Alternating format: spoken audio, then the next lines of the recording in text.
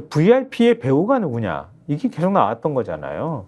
그러니까 뭐 이른바 멋쟁 해병이라고 하는 카톡방에 들어있었다고 하는 사람 가운데 김건희 여사 주가 조작 사건, 도이치모터스 주가 조작 사건 2차 주모자라고 할 수 있는 블랙펄 인베스트먼트 이종호 대표가 VIP가 한테 내가 얘기하겠다 이렇게 얘기를 하면서 그 VIP의 배우에 김건희 여사까지 지금 거론이 되고 있는 상황이잖아요. 그리고 이번 왜 임성근 전 사단장을 그렇게 구하려고 했는가?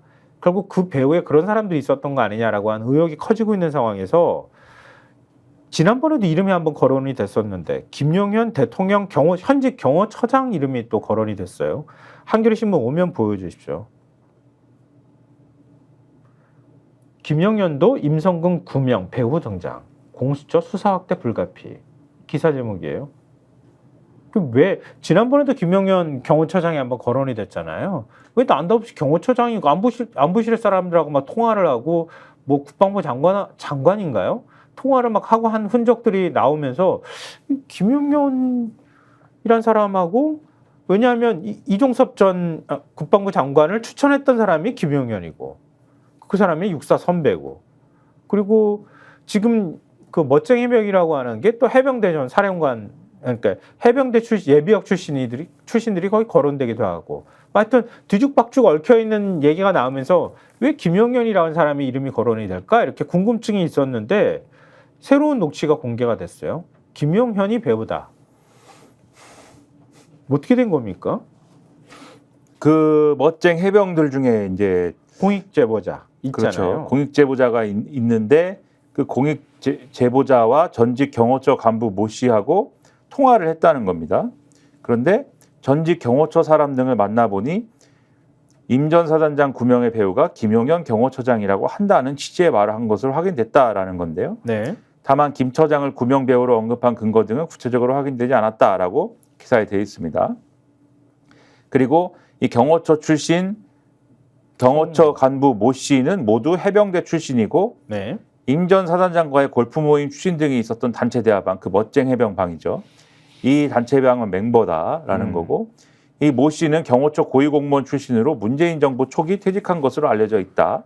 그러니까 청와대 경호처 출신 그 모 씨인 거죠. 근데 경호처 그냥 출신이 아니라 고위직이었었다면서요. 그렇죠. 이번에도 저도 알았어요. 그 송 씨라는 사람. 네. 그 사람인 거죠. 네. 또 실제 임성근 전 사단장과는 친분이 있는 인물이다. 네. 임 전 사단장은 앞서 구명 의혹을 전면 부인하면서도 자신이 사의를 표시했다는 언론 보도가 나온 이후 이 모 씨로부터 안부를 묻는 문자 등을 받은 기억이 있다고 밝힌 바 있다라는 거고 그리고 김용현 처장이 이 문제에 관여한 것으로 의심되는 정황은 앞서도 나온 바가 있다.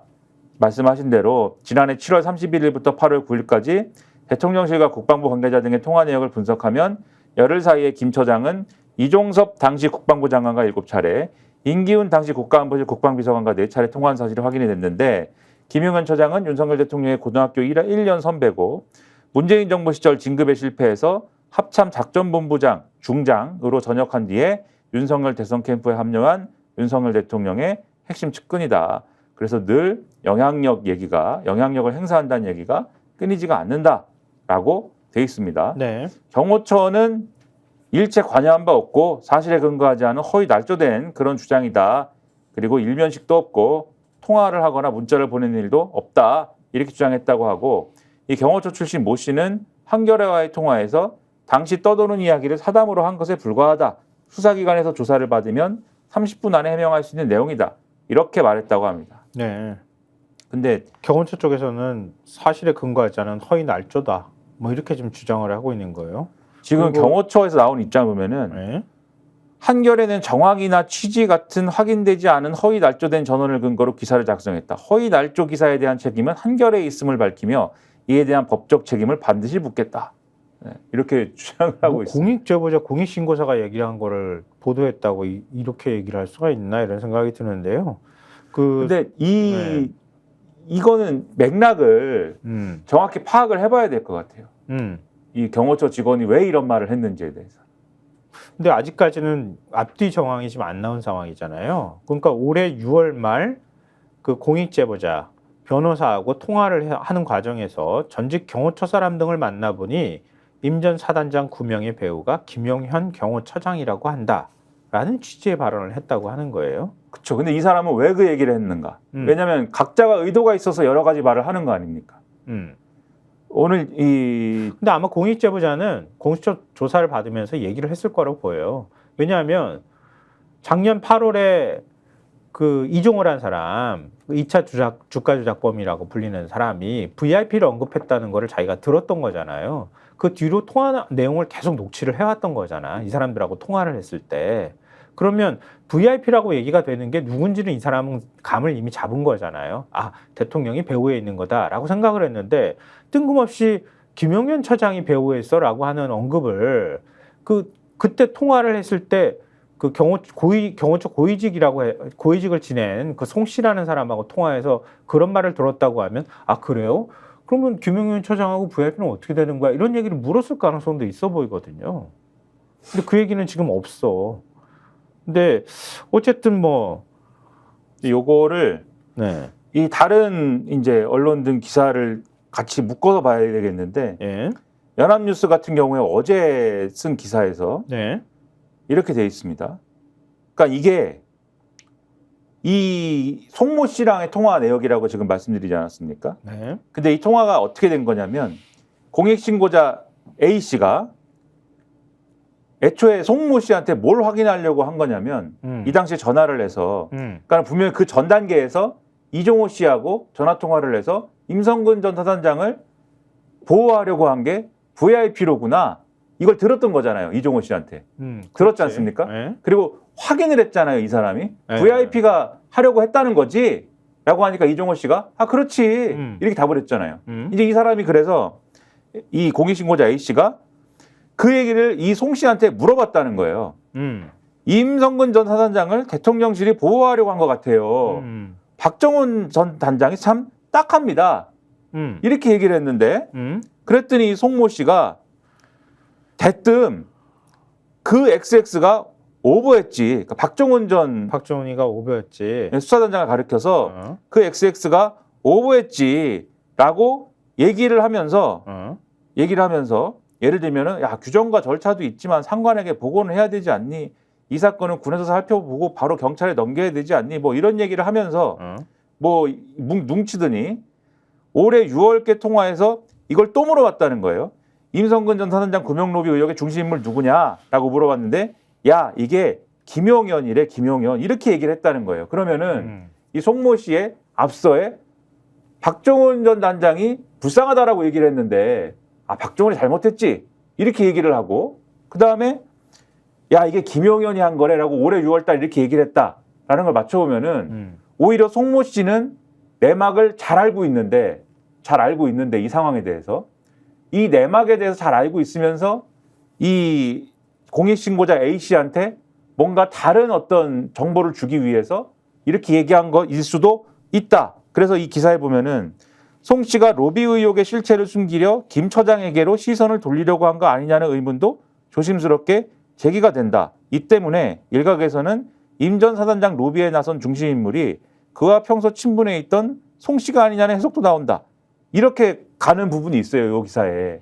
그러니까 그동안에 우리가 알고 있던 거는 그런 거잖아요. 임성근이 있고 그다음에 그 송 씨가 있고 그리고 이종호가 있고 그리고 공익제보자가 있잖아요.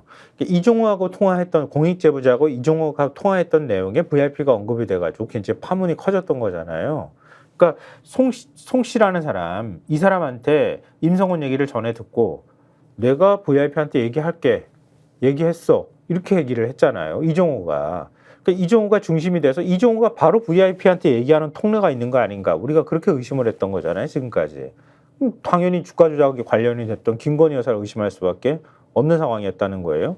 근데 이종호 이 사람 라인은 있는데 여기에 송 씨는 임성근하고 제일 가깝다고 하는 전직 경호처 고위 관계자 송 씨라고 하는 사람하고 공익제보자하고 통화를 했더니 배후에 김용현이 있어. 이렇게 얘기를 한 거야. 그럼 이 라인이 움직였던 게 하나가 있고 전직 경호처 이 사람은 여기 VIP가 얘기했던 건 몰랐을까?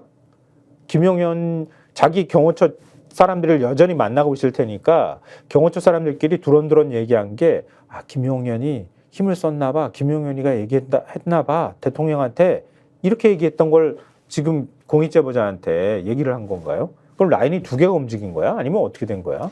그 스토리가 웃기다는 거예요. 심지어 근데 지금 이제 관가에 떠도는 소문을 내가 이제 옮긴 거다라고 지금 송모 씨가 주장하지 않습니까? 네? 근데 그 얘기가 이런 얘기를 하는 거예요. 김용현 이제 처장이 육군 출신인데 네.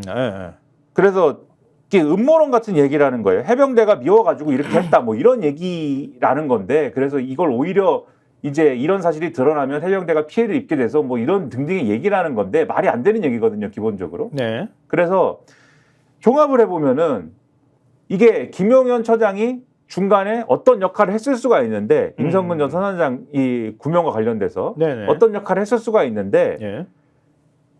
지금 확정해서 얘기할 수는 없는 거지만 어떤 역할을 했을 수도 있는데 어쨌든 우리는 VIP 관련 논란에서 그 최종적으로 구명 로비를 들어준 사람은 어떤 역할을 한 사람은 권력의 최중심부에 있는 사람이다라고 의심하는 거잖아요. 그럼 당연하죠. 대통령 아니면 대통령 영부인이야. 그렇죠. 그거 말고는 해석을 할 방법이 없어. 그렇죠. 그런데 그 의심을 갖고 있는 공익제보자 A씨한테 이 송모 씨는 이 과정에 상당히 역할을 하거나 관여했거나 이 전모를 알고 있을 것으로 추정되는 송모 씨가 공익제보자 A씨한테 배우는 김용현 처장이야 라고 얘기를 했다는 거예요. 지금 이 얘기는. 그러면 어떤 생각을 하게 하냐면 꼬리 자르기인가? 이렇게 생각하게 되는 거죠. 아, 꼬리 자르기 한다. 공익제보자 A씨한테 배우는 김용현 처장이야 라고 하는 언지를 줌으로써 이 VIP가 어디냐에 관련된 논의로부터 눈을 돌려서 꼬리 자르기를 시도한 거 아니냐라는 의심을 요 보도를 종합해 보면은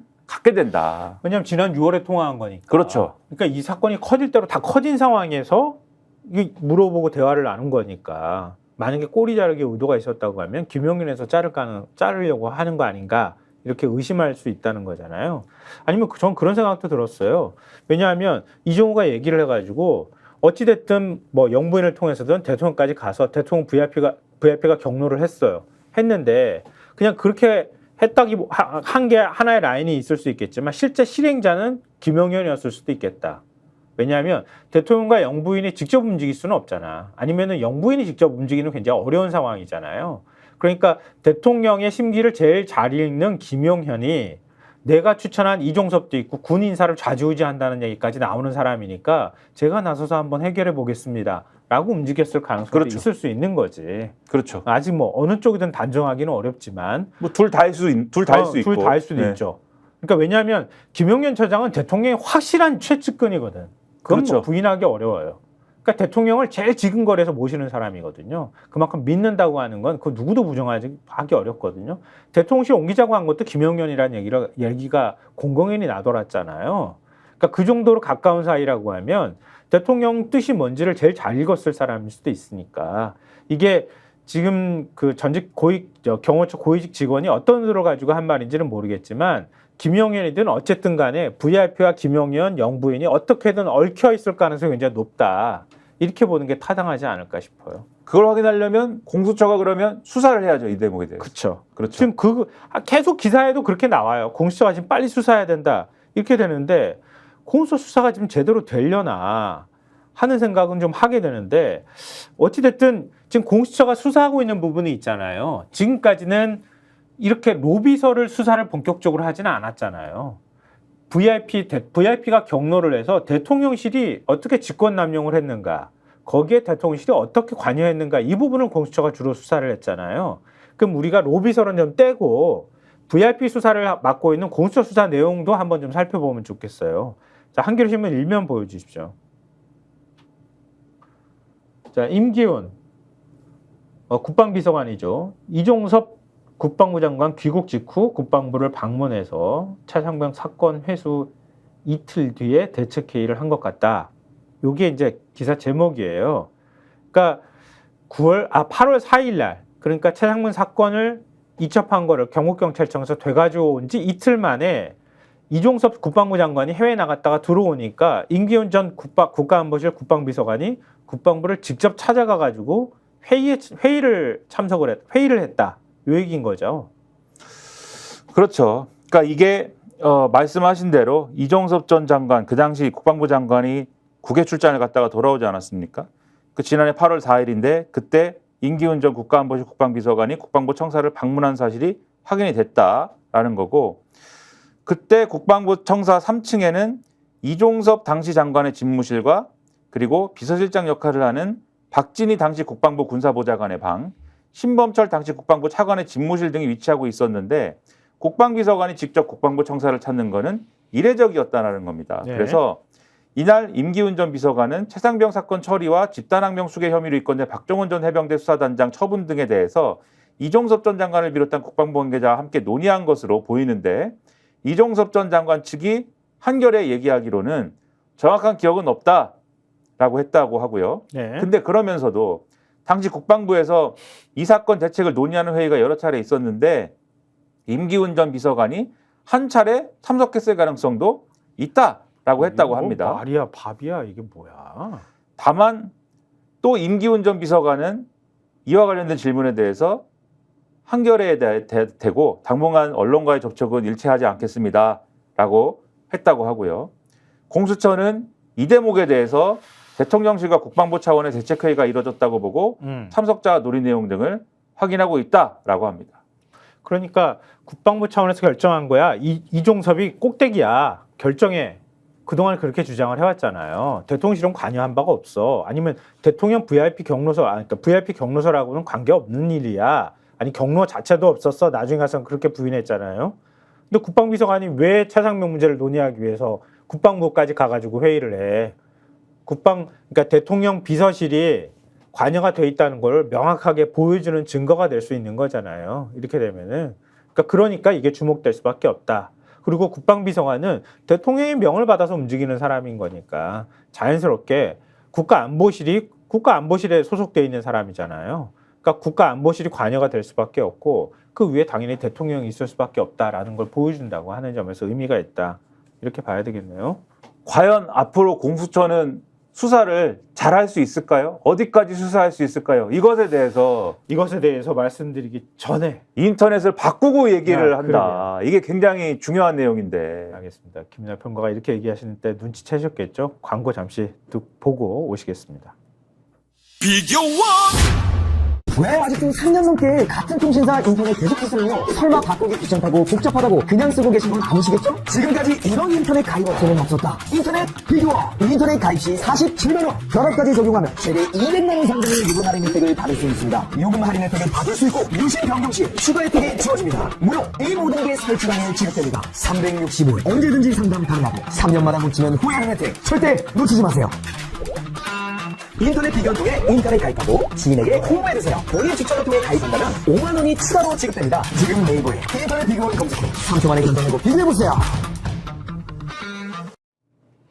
인터넷 TV 가입 시에 최대 47만 원, 정수기 렌탈 시에 최대 30만 원, 다 합쳐서 77만 원의 최대 혜택을 받을 수 있다고 합니다. 인터넷 TV 가입 원할 때는 비교원 365일 연중 무료 상담이 가능하다고 하고요. 네이버에 인터넷 비교원 검색하시면 되고 1670-2571로 전화하셔도 된다고 합니다. 참고하시면 좋을 것 같습니다.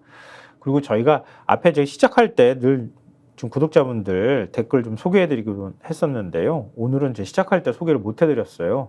중간에 구독자분들 반응을 좀 소개해드리면요. 솔바람님, VIP 배우가 김건희냐가 아니고 VIP 자체가 김건희 아니냐라는 게 핵심이에요. 이런 의견 주셨어요. 왜냐면 아까 김성환 평론가님이 VIP 배우라고 이제 표현을 해서 그러신데 네. 사실 김성환 평론가님은 그 얘기를 한 겁니다. 네, VIP라고 얘기를 한 건데 아니 V1, V0 있고 V2도 있으니까. 네, 근데 VIP의 배우라고 말씀하시기보다는 이제 말씀하신 그런 취지로 말씀을 하신 거다 지금. 네. 그렇게 이해해 주십시오. 네. KH킴님, 퍼즐은 어떻게 맞춰질지 모르나 드러난 사실은 대통령실의 부당한 수사 개입이 핵심이란 건 변함이 없다.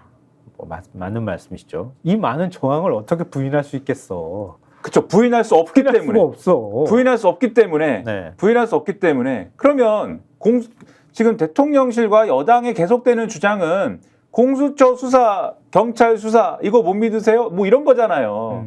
공수처 수사 결과 곧 나올 거예요. 그러고 난 다음에 내가 그게 부실하다 그러면 내가 먼저 특검하자고 하겠습니다. 이렇게 얘기했잖아요. 그렇죠. 공수처는 부실하게 수사해야 되겠는데 그런 상황인데 그러나 부실하게 수사를 한다를 전제로 해도 대통령실 일부 인사들에 대한 어떠한 종류의 수사까지는 지금 내줄 수밖에 없는 거잖아요, 이게. 제가 볼 때는 만약에 수사한다 그러잖아요. 직권남용 혐의를 적용하게 되면은 국가안보실하고 공식기관 비서관실 그 경호처까지 지금 다 폭파시켜야 되는 상황까지 가야 돼. 그래서 예. 이제 그게 문제인 거죠. 그게 문제인 겁니다, 지금. 근데 공수처가 제대로 수사할 수 있을까? 계속 의심할 수밖에 없는, 의문을 가질 수밖에 없는 일들이 벌어지고 있어요. 자, 한겨레 신문 사설을 보여주십시오. 이게 왜 사설에 썼냐면 관련 소식이 쭉쭉 나왔었어요. 그러니까 한겨레 신문 사설에서 이렇게 전체적으로 정리를 해줬다고 보기 때문에 제가 사설을 소개해드리는 겁니다. 구명 로비 담당 검사 회피 신청, 공수처 수사 차질 빛나. 이게 사실 사설 제목이에요. 지난주에도 저희가 한번 소개해드린 적이 있었잖아요. 공수처 수사 담당 검사가 이종호 변호를 했었던 전력이 있었다는 거잖아요. 그래서 이번에 이거 보니까 이종호라는 인물이 등장하는데 저 지금 수사하기가 어려울 것 같아요. 그래서 회피 신청을 했다는 거잖아요. 근데 이것만이 문제가 아니라는 거를 사설이 지금 보여주고 있거든요. 그러니까 그 공수처 핵심 인물을 번역했던 전력이 드러나서 회피 신청을 했다. 그 수사검사가 이 얘기를 적으면서 또 한 명이 나와요. 공수처 차장 직무대행을 맡아서 수사 실무를 총괄하는 부장검사도 같은 이유로 지휘 보고 라인에서 배제될 거라고 한다. 가뜩이나 최상병이 숨진 지 1년이 다 되도록 별다른 성과를 내지 못하고 있는 공수처 수사가 더 지장을 받게 생겼다. 이렇게 사설에서 쓰고 있어요. 그렇죠. 임성근 전 사단장 구명로비 의혹은 대통령실이 왜 해병대 수사단의 초동수사에 개입했는지를 설명해줄 핵심 이슈인데 김건희 여사가 연루된 도이치모터스 주가 조작 사건에서 김 여사 계좌를 이용해 시세 조정을 한 이종호 전 블랙펄 인베스트 대표가 임 전 사단장을 위해서 구명로비를 했다는 의혹이 아니냐. 김 여사와 직접 아는 사이인 이 전 대표는 최상병 사건이 터진 직후 지인 공익 제보자에게 VIP에게 임 전 사단장 구명을 부탁했다는 취지로 말했다. 이 내용이 언론에 보도되자 이 전 대표는 VIP는 김 여사가 아니라 김기한 해병대 사령관이라고 해명했지만 오히려 의혹을 더 키웠다. 그는 이종섭 전 국방장관 경질과 해병대 사성장군 배출 계획 등 정권의 내밀한 정보도 잘 알고 있었다. 이처럼 중대한 수사 고비에서 담당 검사 교체라는 수사의 차질이 불가피한 일이 발생한 것이다. 공수처는 공익제보자를 조사하는 과정에서 담당 검사가 이종호 전 대표를 변호한 기억이 떠올라 부랴부랴 회피 신청을 했다고 설명한다. 같은 부서라도 조사 담당이 다른 데다 조사 내용을 즉시 공유하지 않아서 생긴 해프닝이라는 것이다. 하지만 국민적 관심이 집중된 사건에서 이런 일이 발생한다는 것은 공수처가 그만큼 결연하지 않다는 사실을 보여준다. 공수처는 이 사건 초기부터 더딘 수사 진행과 소극적인 태도로 야당 질타를 받았다. 지난해 8월 박정훈 전 해병대 수사단장 고발을 접수한 지 5개월이 지나서야 김기한 해병대 사령관 등의 핵심 피의자들을 압수수색했다.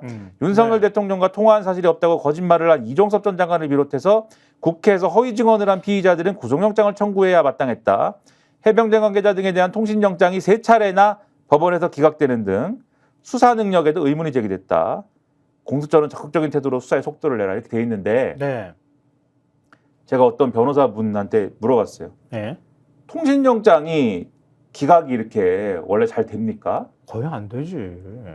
압수영장 기각률도 0.몇 %밖에 안 된다는 거 아니에요? 아니, 3%? 그 변호사님이 저한테 얘기했습니다. 바보가 신청하지 않으면 내줍니다. 그리고 그러면 제가 그런데 왜 기각이 됩니까? 그런 변호사님이 그건 모르지요? 라고 했는데 그러면서 뭐라고 했느냐면 혹시 몰라요? 영장 청구할 때 그 행간을 판사가 행간을 봤을 때 대놓고 쓰지는 않았겠지만 이거는 내주지 마세요라는 게 읽혔으면 그러면 기각했을 수도 있다. 오히려 내는 쪽에서 내주지 않으셔도 되는데요라는 식의 행간을 담아서 영장을 청구한다. 그랬다면 안 내줄 수도 있겠지. 변호사가 그렇게 저한테 얘기를 하더라고요. 뭐 이 사실 여부는 모르니까. 그런 얘기가 나올 정도로 희한한 일이다. 지금 통신영장이 연속으로 기각된 건 특히 멋쟁이 해병들에 대해서 그러니까 지금 그거 영장 기각하고 있다는 거 아니에요? 멋쟁이 해병들에 대해서 기각되는 거 상당히 의문이고 앞에 쭉 말씀드렸습니다마는 대통령실에 있는 사람들에 대한 뭔가도 못하고 있잖아요. 지금 공수처가 그러니까. 조사를. 그런데 어떤 수준까지는 할 수밖에 없어 보이거든요. 그게 이시원 전 공직기강 비서관이든 아무것도 안 할 수가 있어.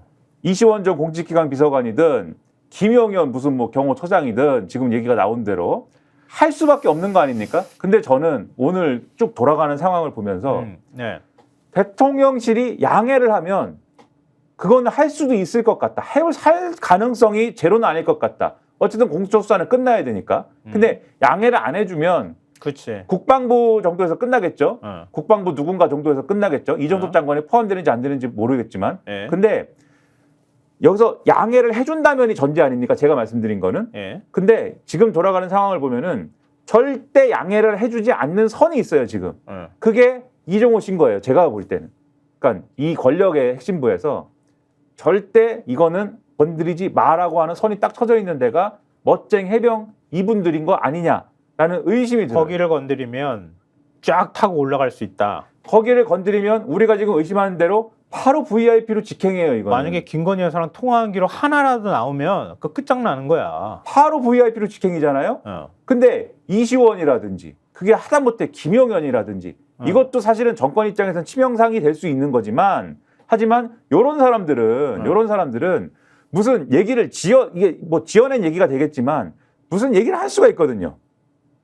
예. 김용현 차장 같은 경우는 어쨌든 군 출신이고 그렇지. 군 관계자인데 내가 이러저러한 이유가 있어가지고 밥 먹자고 전화했어 이렇게 얘기해서 얘기가 되는 거니까. 뭐 그럴 수도 있거냐. 결국은 부인할 수 없을 때 내가 왜 외압을 행사했는지에 대한 얘기를 뒤집어 쓰고 갈 수가 있어요, 이게. 예. 그런 식으로 될 수가 있다고요. 그러니까 꼬리 자르기가 가능한 사람들이 아니냐라는 혼자만의 뇌피셜을 하게 되는 겁니다. 근데 아니, 공직을 맡고 있으니까 어찌됐든 좋은 자리에 가 있고. 근데 꼬리 자르기라는 것도 이제 스토리가 있어야 할 수 있는 거잖아요. 네. 꼬리가 잘라져야지 할 수 있는 거잖아요. 꼬리가 잘라지는 사람일 수도 있겠다. 이런 이제 저만의 생각을 할 수 있게 되는 거여서 그래서 자꾸 김영현 꼬리 자르기 설을 얘기하는구나. 그래서 이제 그런 생각이 들었다라는 건데 그래서 자칫 잘못하면 공수처가 거기까지 그 용산이 허락해 준 데까지만 하고 수사 마무리했는데 언론에서는 마치 그거 그 정도 했으면은 많이 이제 규명이 됐네요. 이러고 넘어가는 국면처럼 될 수가 있어서 우려된다. 이런 말씀이고 하여튼 지금 공수처 수사가 경북경찰청 수사처럼 되는 거 아닌가 좀 걱정스러운 측면이 있는데요. 지금 이제 저희가 말씀드렸던 것처럼 공수처 차장이 지금 공수처장이 있고 공수차장이 있는데 차장도 공석이어서 처장도 몇 개월이 공석이었지만 차장도 공석이었는데 차장을 권한 대응하는 부장검사가 있는데 부장검사도 지금 수사를 그 보고도 못 받는 상황이 돼버렸다. 이건 사실 매우 심각한 문제잖아요. 이 사람도 지금 재척사유에 이 지금 기피사유에 해당이 되는 사람이 돼버렸다는 거예요. 이 무슨 수사검사도 이렇고 이런데. 그러니까 이종호 씨가 나오자마자 막 도망가잖아요, 막. 그리고 그러니까 말이야. 그 나간 사람을 채워 넣어야 될 텐데 누구로 채우겠습니까? 뭐 채워놓지도 못하는 상황이지 공수처 검사 뽑기도 쉽지 않은 상황인데 지금 경향신문 신면 보여주십시오. 이 기사 제목은요. 공수처 마지막 1기 검사 사표인데 뭐 또 사표를 냈어 한 명이 유일하게 공수처 출범 직후에 2021년 4월에 1기 검사들이 임명이 됐는데요. 올해 초 연임이 돼서 공수처 1기 검사 중에 유일하게 남아있던 이종수 검사가 사표를 제출했다고 합니다. 1기 검사들 모두 공수처를 떠나게 됐는데 근데 그 다음 후임 검사가 오면 상관이 없겠지만 문제는 뭐냐면 공수처 정원이 25명이잖아요. 검사 정원이. 근데 7명이 지금 공석이 돼가지고 검사가 18명밖에 안 된다는 거잖아요. 부장검사 1명과 이 평검사 3명을 지금 현재 채용 중이고 평검사 1명을 임용을 지금 앞두고 있는 상황이라고 하는데 이 25명밖에 없는 조직에서 지청 규모밖에 안 되는데 7명이 비어버리면 이게 과연 수사는 제대로 할 수 있는 겁니까? 그마저도 출범 이래 모두 채워진 적이 없는 조직입니다. 25명 정원이. 근데 점점 의혹은 커지고 있잖아요. 그렇죠. 로비 의혹까지 가버렸잖아 지금. 그거 어떻게 해? 지금 영장도 기각되는 상황이라는데. 참 답답한 상황이네. 그리고 앞으로 지금 이 멋쟁이 해병스들은 침대 축구로 이제 갈 거예요, 계속. 그러려면 상당한 수사력이 필요할 텐데 한국일보 기사를 보면은 카톡방서 임성근 구명시도 없었다 이렇게 나오거든요. 그러니까 카톡방 그 멋쟁이 해병 카톡방에서 임성근 전 사단장 관련 대화를 한 거는 그 골프 모임 얘기할 때 그 딱 한 번이고 나머지는 유튜브 링크나 무슨 뭐 음악 얘기 뭐 이런 거밖에 안 했다. 이런 얘기를 하면서 다른 얘기를 하나도 안 했기 때문에 우리는 뭐 몰라요. 이런 모드로 가는 거예요. 이 기사를 보면은. 그리고 이 기사를 보면은 자기들이 언제 만났는지도 나오는데 이 기사를 보면은 이것도 사실은 좀 의문스러운 부분입니다. 네. 주요 참여자들이 연을 맺게 된 계기는 지난해 3월 포항에서 실시된 한미 해병대 연합 상륙훈련인 쌍용훈련이었다. 국회 해병대 전우회 소속으로 알던 사이인 공익신고자 A씨와 B씨 또 다른 전우회 멤버로부터 초대를 받은 이종호 전 대표가 함께 훈련을 참관하며 서로 알게 됐다는 것이다. 네. CC 역시 B씨와 과거 만난 적이 있던 사이인데 이때 명함을 주고받게 됐다. B씨와 CC 및 이들의 지인은 이종호 전 대표를 임 전 사단장에게 소개하는 등의 목적은 아니었다라고 입을 모았다. 공익신고자 A씨 역시 함께 갔던 분들이 우연히 알게 된 거고 임 전 사단장 등 소개 목적은 아니었다라고 인정했다. 다만 같이 내려가면서 B씨는 청와대 출신, 네. 청와대 이 경호처 총씨. 출신, 임 전 사단장과의 친분, 골프, 해병대 사성 장군 등 이야기를 했는데 다들 해병대 출신이라 공감했다 이렇게 돼 있거든요. 근데 해병대 연합 상륙훈련, 쌍용훈련을 왜 참관을 이종호 전 대표 하냐고요. 그것도 이상하고 거기에 참관했으면은 사단장 안 봤을까? 임성근? 그렇기도 하고. 일면식도 없다 그랬잖아. 자기는 모르는 사람이라고 그랬잖아. 그렇죠.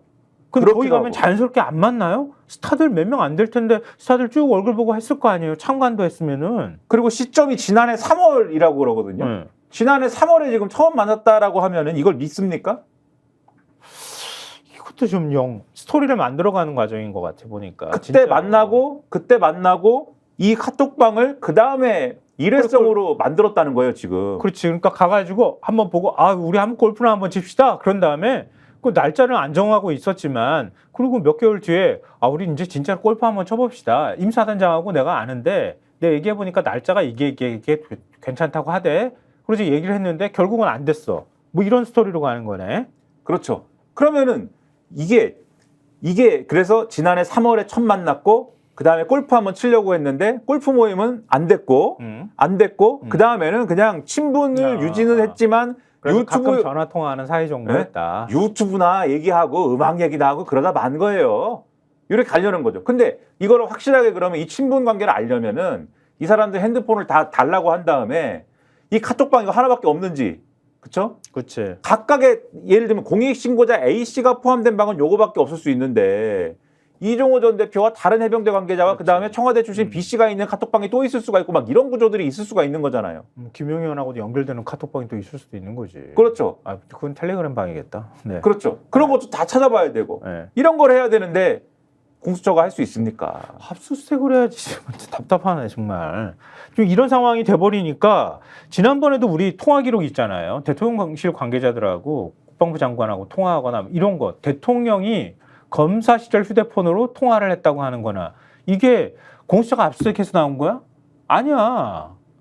재판 과정에서 나온 거거든요. 군사법원 재판하다가 그러니까 박정훈 대령 항명죄와 관련해서 그거 관련해서 재판하는 과정에서 박 대령 측 변호인이 그 관계자들 통화 그 기록 좀 들여다봐야 되는 거 아닙니까? 그래서 재판부가 그래 그거 제출해라 이렇게 해가지고 알게 됐다는 거 아니에요? 그렇죠.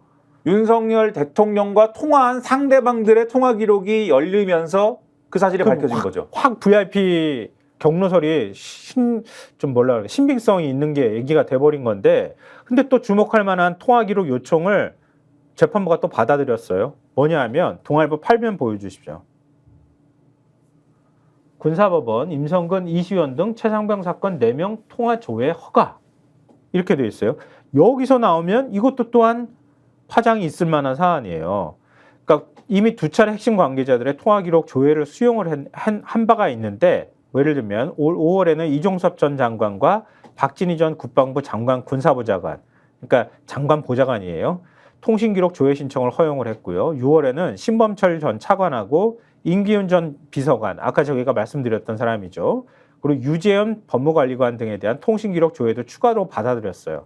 이걸 통해서 윤석열 대통령이 이종섭 전 장관 등과 직접 통화했던 기록이 드러났어요. 이 공수처 작품이 아니에요. 그렇죠. 예, 재판부에서 알게 된 건데, 근데 이번에 또 4명의 통화 기록 조회를 승인했다는 거예요. 이 4명이 누굽니까? 이 4명은 임성근 전 사단장, 이시원 전 대통령 공직기강 비서관, 김동혁 군 검찰단장, 해병대 김모 대령인데 최상병 사건 당시에 국가안보실에 파견 근무를 한 사람. 지난번에 저희가 말씀드린 사람입니다. 네네. 예. 이때 당시에 박정훈 대령이 7월 31일 날 수사 브리핑해야 되고 뭐 이런 것 맞고 예. 그 이전부터 그 관련 수사 자료 있으면 좀 줘봐라고 한 사람 그 사람입니다. 그럼 임성근 전 사단장 통화 기록도 다 들여다볼 수 있는 거네. 그러면 임 전 사단장이 누구랑 그 멋쟁이 해병하고 통화한 거 안 나올까 혹시? 나와야 될 텐데. 이희은은 어디까지 개입했을까? 누구랑 과연 우리가 알고 있었던 건 몇 차례 없었던 거잖아요. 근데 누구랑 더 통화했는지도 확인할 수 있다는 얘기가 되는 거고, 김동혁 군 검찰단장이 통화 기록이 공개가 되면 국방부 조사본부에 어떤 개입을 했는지, 검찰단장은 대통령실로부터 어떤 연락을 받은 건 없는지, 뭐 이런 것들을 어느 정도 알 수도 있을 거고요. 그죠? 그리고 해병대 김모 대령은 안보실에서 사실은 제일 이 국방비서관보다 더 낮은 급이니까 좀 더 실무적으로 활발하게 움직였을 가능성이 있고, 해병대 라인 쪽으로 적극적으로 연락을 취했을 가능성이 있기 때문에 그 흔적을 찾아보면 뭔가 조합이 가능할 것 같다, 이렇게 볼 수 있겠네요. 그럼 이걸 오히려 재판부가 이렇게 확인하고 있으니 공수처가 이걸 역할을 못하고, 그러니 약간 야권 입장에서는 얼마나 답답하겠습니까? 그래서 지난 주말부터 금요일부터 나오기 시작했던 소식이 상설특검법 얘기였어요. 자, 경향신문 오면 보여주십시오. 있는 법엔 거부권 못 쓰니까 상설특검법으로 최상병 특검을 대신해서 할 수 있지 않을까? 이게 민주당 내부에서 나오는 아이디어라는 거잖아요. 그렇죠. 상설특검법 2014년에 제정 공포된 법인데 윤석열 대통령이 거부권을 행사할 수가 없겠죠. 왜냐하면 이미 있는 법이니까. 네. 그래서 박주민 민주당 의원이 지난 12일에 유튜브 방송에 출연을 해서 이 얘기를 했다고 합니다. 최상병 특검법 국회 재의결에 실패할 경우에는 대안으로 상설특검법 활용을 검토 중이다. 상설특검법은 최상병 특검법에 비해서 특검 활동 기간이 짧고 규모도 작지만 이미 공포된 법을 기반으로 하기 때문에 거부권으로부터 자유롭다라는 취지. 그리고 민주당은 상설특검법상 특검 후보 추천을 둘러싸고 정부 여당의 지연, 저지 전략을 펼 가능성도 대비하고 있다라고 하는데 상설특검법은 국회 규칙에 따라서 특검 후보 추천위를 구성하도록 하는데 추천위원 7명 중 3명을 법무부 차관, 법원행정처 차장, 대한변협회장이 맡고 나머지 4명은 국회 제1, 제2교섭단체, 즉 민주당과 국민의힘이 2명씩 추천하도록 돼 있다는 겁니다. 네. 근데 여기에 대해서 민주당은 국회 추천위원 4명 중에 야당 몫을 늘리는 식으로 국회 규칙을 개정하는 안을 검토 중이다라는 건데요.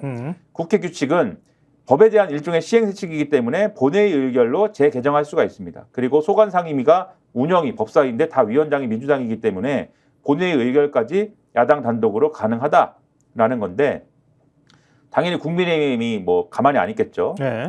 국민의힘 쪽에서는 특검 후보 추천위 중 국회 추천목 4명을 모두 야당으로 한다는 건 있을 수 없는 일이다. 이재명 전 대표 4건의 재판장을 검찰에서 추천하면 받겠느냐라고 반박을 했다고 하는데, 국민의힘에서는 개정된 국회 규칙에 대해서 헌법소원을 제기하고 이를 빌미로 윤석열 대통령이 임명 절차를 미루는 방식을 대응책으로 거론을 하고 있다고 합니다. 한 국민의힘 관계자가 통화해서 이렇게 얘기했대요. 제1교섭단체가 4명을 다 가지는 국회 규칙 개정은 모법 위반으로 무효이다라고 주장을 했다는데, 무슨 논리냐? 모법인 상설특검법에는 추천위원회 위원은 정치적으로 중립을 지키고 독립하여 그 직무를 수행한다는 조항이 있는데 이게 앞으로 개정되는 국회 규칙과 상충한다는 것이다. 그래서 그걸 근거로 해서 민주당이 강행하면 헌법소원을 제기를 하고 대통령 입장에서는 헌법소원 중인 문제니까 임명 절차를 안 하면 된다. 이렇게 얘기를 했고, 네. 실제로 윤 대통령이 그렇게 한 적이 있다. 야당이 지난해 3월 방통위 상임위원으로 추천한 최민희 의원을 끝내 임명하지 않았는데 그때도 법제처 유권 해석을 기다린다는 게 이유였다. 이렇게 되어 있습니다. 그러니까 그럴듯한 핑계대게 만든 다음에 그 다음에 대통령이 임명 안 해버리는 거지. 2명 추천하면은 끝까지 대통령이 이거 지금 저 헌법소원이 진행 중인데 임명할 수가 없네요. 그런 다음에 짐짓 모른 체하고 그냥 버틴다는 거 아니에요. 이것도 그러면 대안이 안 되겠네. 근데 그렇죠. 근데 말도 안 되는 얘기죠. 국민의힘 얘기는 말이 안 되죠. 이 규정은 상설특검법에 추천위원회 위원은 정치적으로 중립을 지키고 독립하여 그 직무를 수행한다. 이 조항은 그냥 다 방통위원한테도 들어가 있고 다 어느 데는 다 들어가 있는 거야. 뭐 그 말도 안 되는 소리 하고 있어. 위원 개인이 양심껏 하라는 취지의 주장인 것이지 그 위원을 추천하는 주체가 야당이거나 여당인 거하고는 상관이 없는 거거든요. 이거는. 근데 이 법하고 야당이 추천하면 이 법하고 상충한다는 이유로 헌법소원을 내겠다. 그럼 헌법소원이 받아들여질 리가 만무한 거거든요. 이거는. 근데 헌법소원을 냈기 때문에 대통령은 임명을 안 한다 나는. 이게 뭡니까 이게? 뭘 예를 들어야 될지 방송인법 자체가요. 우리 합의제 기구로 만들었다고 말하잖아요. 대통령으로부터 독립되게 만들어 놓은 거예요. 대통령 직속 기구라는 게 대통령 마음대로 내 직속 기구니까 내 뜻대로 할 거야 이런 뜻이 아니잖아요. 다른데 정부 부처에 넣을 수가 없는 상황인 거니. 감사원도 마찬가지고 감사원 대통령 직속 기구라고 대통령 마음대로 감사원 쭈무르라고 넣는 게 아니잖아.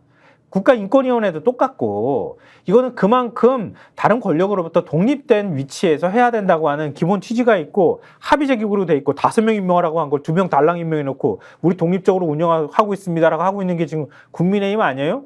그래 놓고 무슨 딴소리를 하고 있어. 말도 안 되는 얘기를 하고 있는데 하여튼 어디까지 되는지 좀 지켜봐야 되겠어요. 이건 대통령이 임명 안 하고 버티길 가능성이 굉장히 많아서 일단 국민의힘 전당대회 이후에 거부권 일단 행사한 22대 국회 발의한 법안들 그거 재표기를 들어가고 그리고 이제 정 안 되면 다시 이 논의가 있지 않을까 싶어요. 일단 타이밍이 좀 더 시간이 좀 필요한 문제가 아닐까 싶은데요.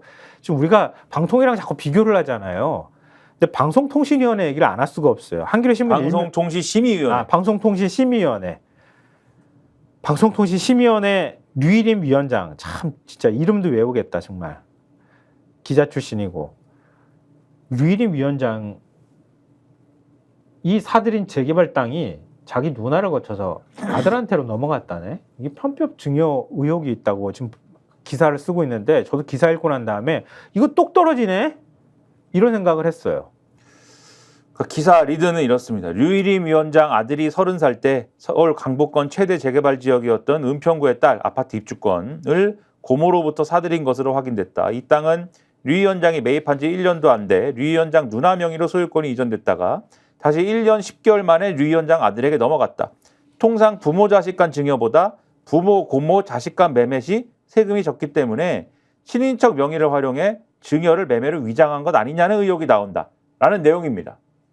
구체적으로 보면 네. 최민희 의원실이 설명을 했다는데 네.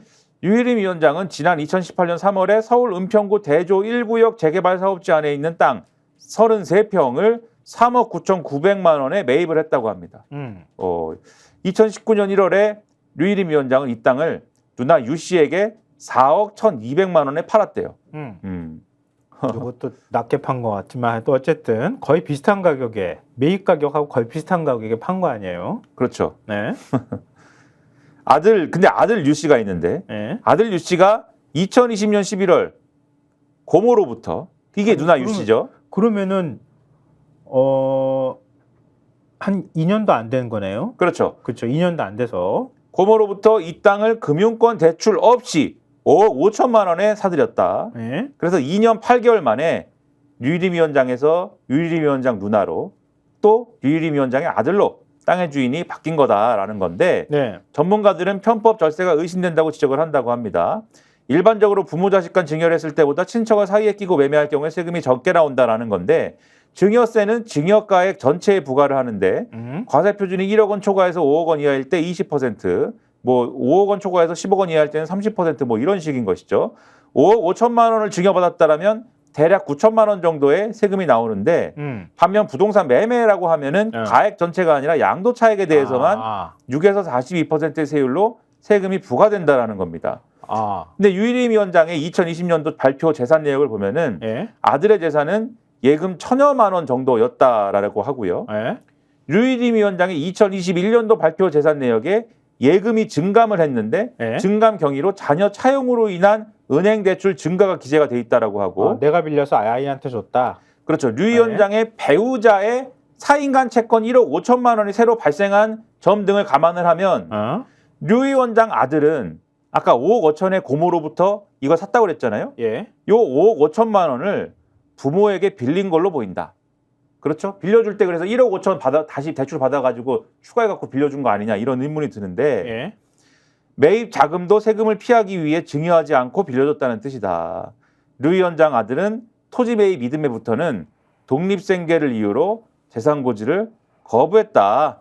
근데 그러면 이게 그러면 지금 재개발 구역 아닙니까? 예. 이때 샀을 때는 땅을 샀을 때 이미 아파트 입주권 형태였는데 예. 주변 부동산 설명을 들어보면은 류 위원장 아들은 전 평형 신청이 가능했을 걸로 보인다. 와. 가장 수요가 높은 34평형 84제곱미터 시세는 10억을 훌쩍 뛰어넘을 것으로 예상이 되는데 예. 비슷한 조건의 아파트 매매가 12억 원 수준이다라고 부동산 관계자가 얘기를 하고 앞으로 은행 이자가 떨어지면은 더 오를 거다라고 얘기를 한다. 그럼 한 7억 남네요, 최대? 그러게 5억 5천만 원에 사들였다는데. 5억 5천만 원 이 대출 껴가지고 물려준 거에 더해가지고 이거 된거 하면은 야 이건 지금 그래서 내가 똑 떨어진다고 얘기를 하는 게 뭐냐면 만약에 부모가 대출 받은 흔적이 없다 그러면은 그럼 사실 따로 얘기할 부분이 없잖아요. 고모가 가지고 있다가 뭐 팔 때쯤 됐는데 조카가 고모 딴 데 팔지 말고 저한테 팔아요. 그리고 지 돈 가지고 만약에 샀다 그러면은 뭐 얘기가 어느 정도 될 수는 있겠으나 자기가 자기 누나한테 팔아가지고 그것도 절세 목적이라고 우리 얘기하는데 거의 산 가격에 거의 그대로 팔고 고모가 자기 조카한테 팔 땐 그때는 가격이 훨씬 높았음에도 불구하고 한 1억 정도만 남겨가지고 양도세만 물고 그러니까 우리 거래할 때 차익에다가만 부과하는 거니까 한 1억에 대한 세금만 물리는 정도 수준으로 아이한테 물려주고 그러고 난 다음에 얘가 돈이 1,000만 원밖에 없으니까 부모가 다시 딴 사람 은행거래 대출을 받아가지고 아들한테 다시 돈을 빌려줘. 한 바퀴 돌아서 제자리로 왔잖아. 야, 짠돌이 아니다. 이거 뭐라고 해야 되냐? 참 지능적인 꼼꼼하십니다. 네. 야, 그러니까 이렇게 애둘러서 이렇게 간 거는 내 아들한테 주고 싶지만 돈을 내가 조금 적게 들여가지고 물려주고 얘한테 돈이 많지 않으니 최대한 얘한테 부담을 적게 주는 방식으로 돌렸다는 얘기가 되는데 어디서 자문을 확실하게 받았구만. 그렇겠죠. 그렇지 않고서는 이렇게 할 수가 없죠. 이걸 어떻게 설명하겠어. 유림 청부민원 넣은 아들 아닌가 혹시? 아 그런가? 가족하고 자식들이 청부민원 넣었잖아요. 뭡니까 이게? 이게 뭐 하는 지경인지 모르겠어. 한겨레 신문 사면도 보여주십시오. 이거 다 설명을 해야 될까 모르겠다. 이준석 지금 방통위원장 지명자가 MBC 경영기획서에 노조 탄압 3가지 방안을 적시했다라는 소식이에요. 박근혜 정권 당시에 MBC 사장을 지원을 했거든요. 네. 근데 조국혁신당 이혜민 의원실이 그 당시 자료를 받은 걸 보면은 그 당시에 지원하면서 경영계획서 냈는데 이 경영계획서를 보면은 노사관계 재정립에 관한 대목이 있는데 네. 정치적 활동을 보장한 상위 노조 탈퇴 요구. 이게 언론노조 탈퇴 얘기하는 겁니다. 노조 전임자, 파트타임 수와 지원 축소. 노조 전임자가 없으면 노조 활동 어떻게 합니까? 노무 전문가 영입. 노무 전문가라는 거는 어떤 성격의 노무 전문가겠어요? 노조 파괴 전문가. 그치, 노조 파괴 전문가. 노조 파괴 전문가겠죠? 이런 계획을 적시를 했는데 그래서 구성원들의 노조 탈퇴를 종용하고 노조 활동을 제약할 방안을 구체적으로 적시한 것이다. 기사는 이렇게 설명을 하고 있어요. 네. 그래서 그리고 뭐 사내 사회이사로 구성된 공정성위원회를 설치를 해서 사내 보도와 시사 프로그램에 대한 사후 심의를 하고 위원회 합의를 통한 프로그램 책임자에 대한 문체권이 등의 방안도 제시를 했는데 이거는 보도를 하거나 프로그램 한 거에 대해서 압박을 하겠다는 얘기인 거죠. 그리고 기자협회, PD협회, 기술인협회, 방송경영인협회 등을 사내 사조직으로 규정을 하고 이들의 경영 간섭행위 근절에 나서겠다고 했답니다. 그러니까 시끄럽게 입장 내지마 너네는. 이렇게 얘기를 해서 당시 최종 후보 3인의 이름을 올렸지만 그러나 안광한 후보가 사장이 됐고 안광한 사장은 이분을 보도본부장에 임명을 했다. 자기들끼리 돌려막기 하는 거네. 그것도 역시나. 이런 생각하시는 분이 방통위원장 되게 생겼다. 기자협회가 뭐 이게 몇십 년 된 조직 아니에요? PD협회도 마찬가지고. 기술인협회도 마찬가지고. 모든 언론사에 다 있는 거예요, 이거는. 그러니까 내 멋대로 하겠다는 거잖아. 모든 언론사에 다 있는 조직이고 모든 언론사에서는 기자협회나 PD협회 이렇게 직군별 협회를 다 중요한 어떠한 대화의 파트너로 생각하는데 사내 사조직이 사내 사조직이다 이것은. 미치겠다. 노조 활동 아니 이건 노조 활동 개입하는 거 아니에요? 심지어 기자협회, 이거 PD협회 노조도 노조법- 아니에요 심지어. 노동조합법 위반일 것 같은데 이거? 아 물론이죠. 상위 단체 가입하는 걸 노조가 판단하는 문제지 왜 사장이 지가 하라 마라 그래? 말도 안 되는 소리 하고 있어. 물론입니다. 지금 이런 지경에 이르렀는데 지금 여당에서는 전당대회 때문에 지금 정신이 쏙 빠졌어요. 동아일보 6면 보여주십시오.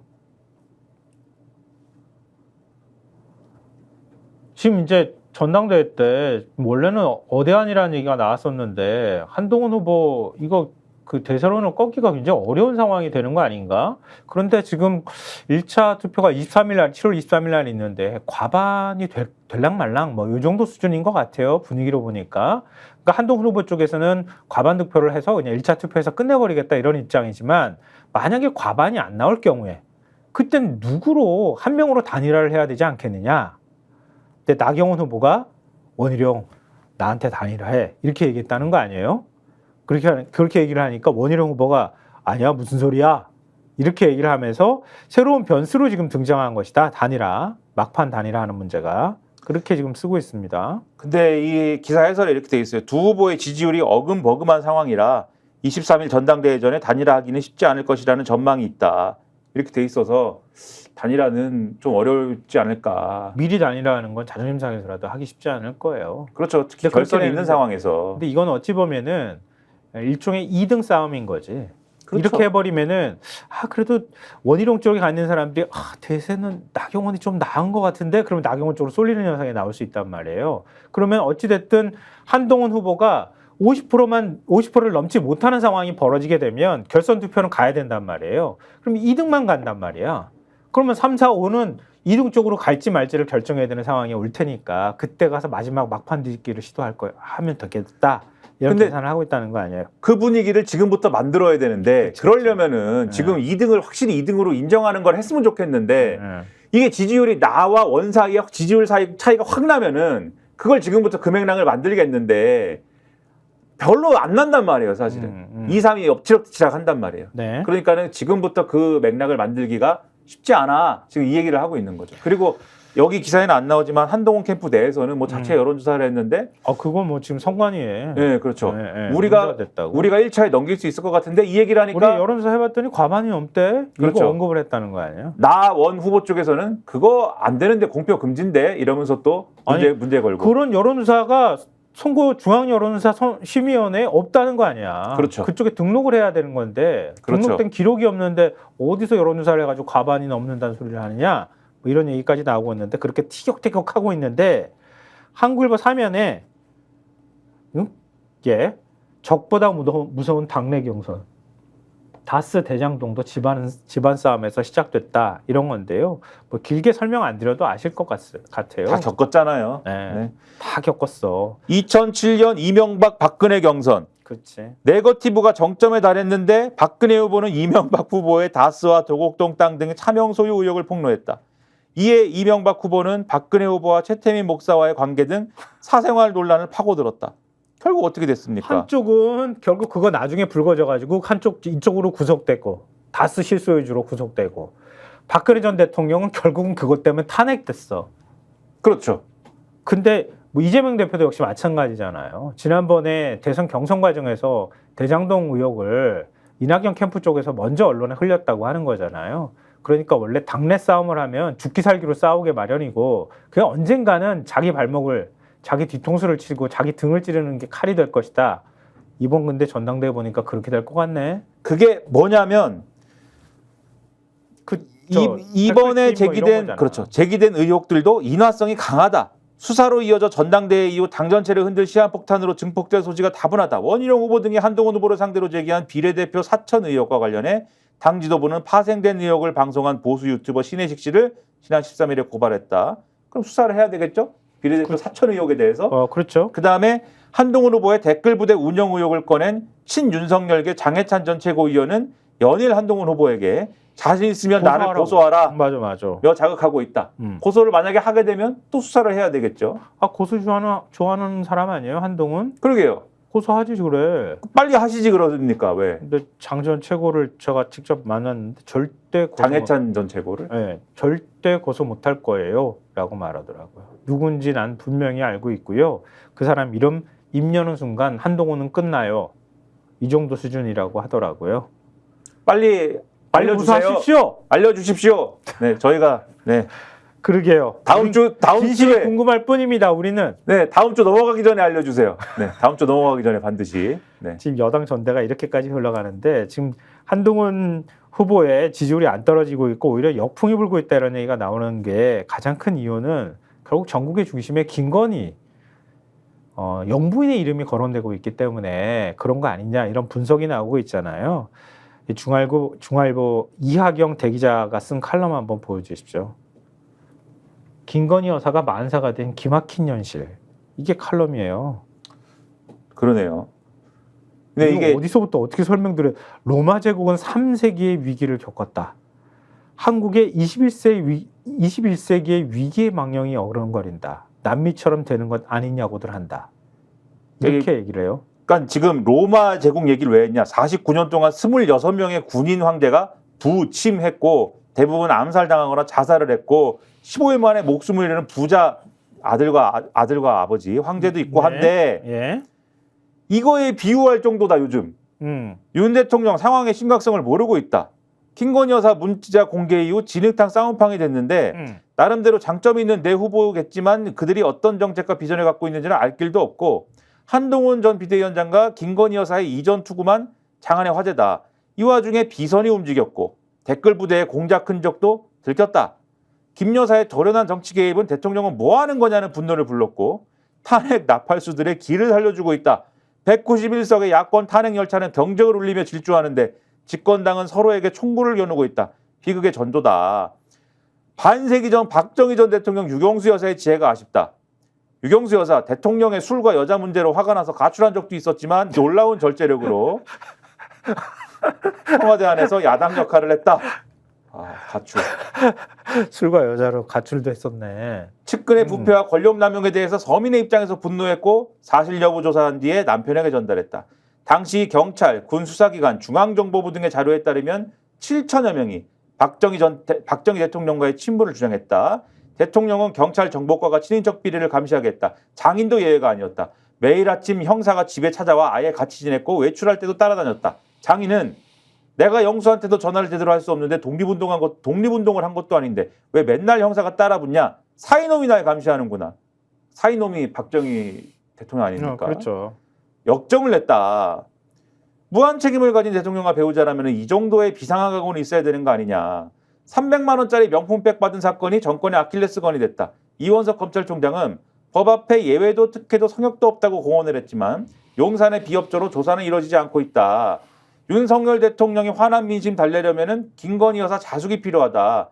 한동훈 전 비대위원장에게 사과했지만 버짓수가 틀렸다. 국민에게 사과하고 검찰 조사에 응해야 된다. 대선 전국에서 허위기재 논란으로 사과 기자회견했을 때 오히려 지지율이 10% 빠졌고 등등이라는 그러한 핑계는 정권의 양심에 마비시키는 독이다. 진정한 사과는 정치적 유불리 따져서는 안 된다. 윤 대통령 눈 딱 감고 법 앞에 평등을 결심해야 된다. 그런 대통령을 탄핵한다고 달려든다면 천벌받을 것이다. 천벌 뭐 그렇게 하지도 않겠지만 않을 것 같지만 지금 뭔 천벌까지 받냐. 김건희 여사도 침대 축구. 그 중앙일보가 지면엔 안 들어가 있는데 인터넷판에 단독 쓴 게 있어요. 네. 제목이 대통령실 행정관 김 여사 명품백 받은 당일 반환 지시 이렇게 돼 있어요. 이게 무슨 얘기냐? 그 행정관이 검찰 조사 받으면서 그렇게 얘기했다고? 그렇죠. 대통령실 소속의 유모 행정관이 지난번에 소환돼서 조사를 받지 않았습니까? 미치겠다. 김건희 여사가 최 목사한테 명품 가방 받은 건 사실인데 면담 자리 끝난 직후에 최 목사에게 가방을 다시 반환하라는 지시를 했다. 행정관한테. 내렸다. 그렇죠. 진술했는데 웃긴 건 뭔지 아십니까? 그러나 결과적으로 명품백은 반환되지 않았다. 행정관이 지 멋대로 빼돌렸다는 얘기야? 김 여사는 최 목사가 면담 장면을 손목시계형 몰래카메라로 촬영해 이를 유튜브 채널 등에 공개한 뒤에야 명품백이 미반한 상태라는 것을 인지했다고 한다. 행정관이 쓱한 거야? 중간에서? 깜빡했나 보죠. 왜냐면 명품백이 어딘가에는 있어야 되기 때문에 쓱 할 수는 없었을 텐데 깜빡했나 보죠. 아 그때 그 여사님이 되돌려줘라고 지시했는데 되돌려주려고 하다가 가방 이렇게 책상 밑에 잠깐 놔뒀는데 깜빡하고 너무 네. 바빠가지고 네. 너무 뒀다가 대통령 기록물지 정도 안 되게 하고. 네, 너무 그따위 가방들은 너무 많이 봐가지고 깜빡했는지 뭐 어떻게 됐는지 모르지만 엄청나게 새로운 스토리들이 막 나온다. 꼬리 자르기가 오늘 완전 대세인데 보니까. 영부인이 지시를 했는데 깜빡. 야 정말 기발한 나이. 기발해. 영부인은 돌려줘라라고 했는데 깜빡. 야 정말 너무 놀라운 정권입니다 정말. 자 한겨레신문 사설도 보여주십시오. 국힘 전대에서 드러난 의혹 그냥 넘어갈 수 없게 됐다. 근데 계속 이게 지금 특검도 모자랐는데 계속 지금 대통령실을 겨냥하는 수사를 해야 될 판이 돼버렸어요. 아까 김민하 평론가 얘기했잖아요. 1심 문자도 있죠. 하다가 사천 논란 나왔지. 그 다음에 지금 댓글팀도 얘기 나왔잖아요. 그럼 서로 간에 아니라 하고 한쪽에서 맞다고 주장하면은 이거 어떻게 해야 되겠어요? 수사해야 되는 거 아니에요? 당연하죠. 원희룡 후보가 한동훈 후보를 향해 여론조성팀, 사천, 김경률 금융감독원장 추천 등 3대 의혹을 제기했다. 한동훈 후보는 근거를 대라며 맞받았다. 이 와중에 장해찬 전 청년 최고위원 여론조성팀 관계자로부터 받았다는 메시지 4건 공개했다. 참여연대 비방자료와 함께 요긴하게 쓰시길 장관님께도 보고드림이라는 내용인데 이 관계자가 당시에 한 장관과 어떤 사이인지 실제 보고됐는지가 규명돼야 된다. 현직 장관의 여론조작 개입 의혹 제기이기 때문이다. 또 김건희 여사가 한동훈 비대위원장한테 보낸 문자에는 댓글팀에 대한 언급이 있다. 댓글팀이 있으나 비방한 적은 없다는 건지 댓글팀 자체가 없다는 건지 구분하기 힘든 얘기인데 당시 여권 내부에서 이런 말이 나왔다는 것은 분명하다. 여론 공작에 해당되는 명백한 불법 사안이므로 규명돼야 된다. 현재 문자 유출 과정에 대통령실이 개입됐는지 여부도 확인돼야 된다. 한동훈 후보는 문자에 답하지 않은 이유로 그 문자가 오픈되면 야당이 국정농단이라고 하지 않았을까라고 답했다. 다른 후보들을 향해서는 영부인이 당부를 물으면 답을 할 건지 묻고 싶다고 했는데 공개된 문자 외에도 여러 차례 문자가 오갔음을 짐작하게 하고 당시 국정농단을 우려했다는 뜻이다. 그렇다면 둘 사이 오간 문자들을 모두 공개해야 한다. 국민들에게 국정농단, 당무계의 의구심을 갖게 하고서는 이를 그냥 덮고 넘어갈 수는 없다. 이처럼 전당대회에서 나온 여러 사항들 중에는 규명되지 않으면 안 될 내용이 하나둘이 아니다. 수사가 필요한 사항들도 있을 것이다. 전당대회 끝나면 마치 아무 일도 없었다는 듯이 이제 다 잊고 똘똘 뭉치자는 식으로 유야무야 넘어가면 안 된다. 그동안 숨겨온 사실을 이제라도 국민 앞에서 제대로 밝혀야 한다. 막 이러니까 보수에서 일부 걱정도 합니다. 오늘 천광함 논설주간이라는 분이 쓴 글이 있는데 동아일보. 이걸 다 소개는 안 해드려요. 딱 문장 하나만 소개해드립니다. 한동훈 후보가 이렇게 얘기했잖아요. TV토론에서 제가 이걸 다 공개했었을 경우에 위험해지는 부분이 있기 때문에 라고 얘기를 했는데 방송 카메라 앞에서 공개적으로 이런 말을 꺼낸 이상 한 점 의문이 남지 않도록 구체적인 내용을 상세하게 공개하는 것이 상대방에 대해서도 당당하고 공정한 태도다. 살짝 냄새만 피우고 중간에 말을 끊는 것은 오직 상대방에게 의혹의 오물을 뿌리는 데만 목적이 있었다는 비판을 받아도 할 말이 없을 것이다. 내가 이거 지금 다 까버리면 진짜 위험해. 정권이 위험해. 그만 공격해. 이렇게 얘기했는데 그 말이 오히려 더 궁금증을 지금 낳고 있는 거 아니에요. 그렇죠. 그 이전과 이후에 어떤 문자들이 도대체 왔다 갔다 했던 거야. 의혹의 오물만 뿌리려고 했겠지만 의혹의 오물을 뿌렸기 때문에 우리는 수사를 얘기할 수밖에 없는 겁니다. 그렇지. 자기 살자고 지금 나 건들면 우리 다 죽는 거야. 다 진짜 다 그냥 다 끌어내 버릴 거야. 이렇게 나와버리면 사람들이 당연히 뭐니? 뭐 갖고 있는 거니? 이렇게 궁금할 수밖에 없는 그렇죠. 상황이잖아요. 의혹의 오물을 뿌리신 김에 다 밝히십시오. 그래. 네. 속 시원하게 한번 좀 까봅시다. 7월 26일이 되기 전에 다 밝히십시오. 네. 다 밝혀야 됩니다. 그 전에. 26일은 왜 나왔어? 7월 26일. 7월 그럼 23일이 되기 전에 다 밝히십시오. 네. 그렇지. 26일이 결선 투표? 모르겠습니다. 뭐 하여튼 7월 23일이 되기 전에 다 밝히십시오. 안 될 것 같습니다. 그러니까 안 될 것 같은데. 근데 우리 방금 전에 마지막 마무리할 때 3,500분으로 계속 늘어가지고요. 구독자님들이 3,000 근래 들어서 제일 많았던 것 같아요. 최근 들어서. 야, 이 기세로 이렇게 하면 막 쫙 이렇게 올라가는 거 아닌가? 그럼 구독자분들이? 오후까지 해야 되잖아요. 그러니까 지금 11시까지 그냥 해야 할 판이라고 지금 막 하시는데 구독자분들이. 그럼 또 혼납니다. 또 저희는 또. 그러니까 이제는 아무렇지도 않게 9시 55분까지 가네. 네, 그러니까 우리 이러다 이제 스픽스 전계환 대표님한테 혼나요. 네. 아니 그러면은 한 2시간, 3시간씩 하겠어. 가만 내버려 두면. 네, 큰일 납니다. 자, 우리 네. 자, 이제 자제하도록 합시다. 너무 많이 왔어요. 지금까지 구독자분들께서 이렇게 많은 분들이 지켜주셔서 너무 감사합니다. 구독, 좋아요 나가시기 전에 1,400분밖에 안 돼요. 대신에 좋아요 많이 좀 나가시기 전에 꼭 좀 눌러주셨으면 좋겠습니다. 내일도 또 만나 뵙길 약속드리며 오늘 여기서 마치도록 하겠습니다. 저는 시사평론가 김성환 김민아였습니다. 고맙습니다. 저희가 얘기할 때 오셔가지고 라이브로 관전하시기 바랍니다. 반드시 주변 사람들 데리고 오시기 바랍니다. 구독, 좋아요, 알림 설정 해주시기 바랍니다. 좀 살려주십시오, 저 좀.